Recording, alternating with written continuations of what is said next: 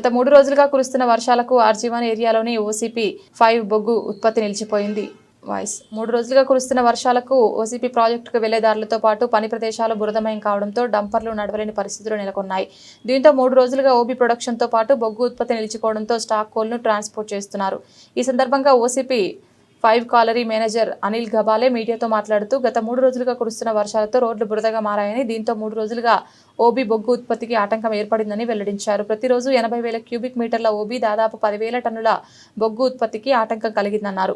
ప్రస్తుతం స్టాక్ కోల్ను రవాణా చేస్తున్నామని, పరిస్థితులు మెరుగుపడగానే ఓబీ బొగ్గు ఉత్పత్తి పనులు ప్రారంభిస్తామని తెలిపారు.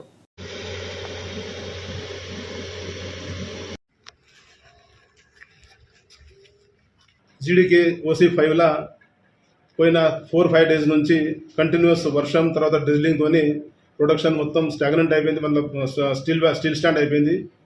మనకి OB production daily almost 80,000 cubic metres వచ్చేదే. తర్వాత కోల్ ప్రొడక్షన్ 10,000 టన్నులు వచ్చేదే. అదే ఓబీ ప్రొడక్షన్ జీరో అయింది. తర్వాత కోల్ ప్రొడక్షన్ కూడా జీరో అయింది.